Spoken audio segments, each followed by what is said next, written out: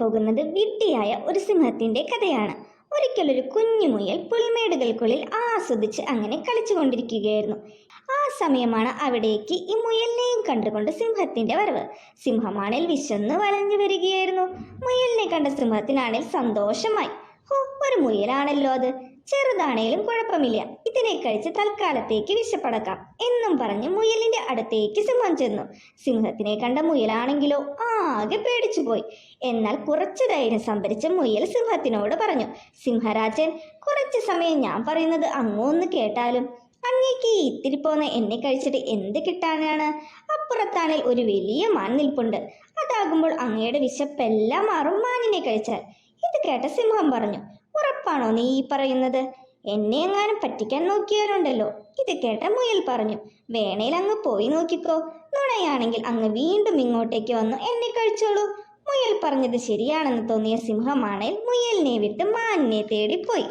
സിംഹം പോയതും മുയൽ ചിന്തിച്ചു, രക്ഷപ്പെട്ടു.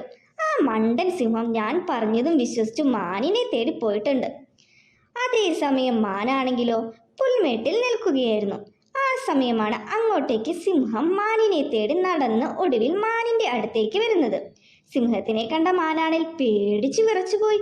ഇനി എങ്ങനെ ഈ സിംഹത്തിന്റെ കയ്യിൽ നിന്നും രക്ഷപ്പെടും എന്ന് മാൻ ചിന്തിച്ചു. അതേസമയം സിംഹമാണേൽ ചിന്തിച്ചു, ആ മുയൽ പറഞ്ഞത് ശരിയാ, നല്ല മാൻകുട്ടി, ഇതിനെ വയറ് നിറയെ തിന്നാം. ഇതിനെ തിന്നാൽ എന്തായാലും എൻ്റെ വിശപ്പ് മുഴുവനും മാറും. മുയലിനെ തിന്നാഞ്ഞതൊരു കണക്കിന് നന്നായി എന്നും പറഞ്ഞ് സിംഹം മാനിനെ പിടിക്കാൻ മാനിന്റെ അടുത്തേക്ക് ചെന്നതും മാൻ ആകെ പേടിച്ചു. ഇനി ഇവിടെ നിന്നാൽ സിംഹം പിടിച്ചു തിന്നും എന്ന് ഉറപ്പായ മാൻ ജീവനും കൊണ്ട് അവിടെ നിന്നും ഓടാൻ തുടങ്ങി. മാൻ ഓടുന്നത് കണ്ട സിംഹമാണെങ്കിലോ വിട്ടുകൊടുക്കാൻ തയ്യാറായില്ല. മാനിനെ പിടിക്കാൻ മാനിന്റെ പിന്നാലെ ഓടാൻ തുടങ്ങി. ആ സമയം സിംഹം ചിന്തിച്ചു, എത്ര കഷ്ടപ്പെട്ടിട്ടാണേലും ഇന്ന് ഞാൻ ആ മാനിനെ പിടിക്കും. അങ്ങനെ രണ്ടുപേരും കുറേ ദൂരം ഓടിക്കൊണ്ടേയിരുന്നു. സിംഹമാണേലോ അതിവേഗത്തിൽ മാനിന്റെ പിന്നാലെ തന്നെ ഓടിക്കൊണ്ടേയിരുന്നു. എന്നാൽ മാനിന്റെ ഒപ്പം സിംഹത്തിന് എത്താൻ കഴിഞ്ഞില്ല. മാൻ അതിവേഗത്തിൽ ജീവനും കൊണ്ട് ഓടിപ്പോയി. കുറേ ദൂരം കഴിഞ്ഞപ്പോൾ മാനിനെയാണേൽ കാണാനുമില്ല. സിംഹത്തിന് ആകെ നിരാശയായി.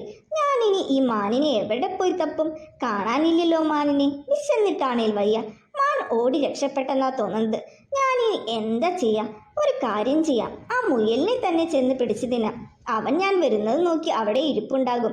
അവനാണെങ്കിൽ എനിക്ക് വാക്കു തന്നതല്ലേ, അഥവാ മാനിനെ കിട്ടിയില്ലെങ്കിൽ അവന്റെ അടുത്തേക്ക് ചെന്ന് അവനെ കഴിച്ചോളൂ എന്ന്. എന്തായാലും ഉള്ളത് കൊണ്ട് തൃപ്തിപ്പെടാം. മുയലെങ്കിൽ മുയൽ, അവനെ പോയി തിന്നാം എന്നും കരുതി സിംഹം മുയലിനെ തേടി നടന്നു.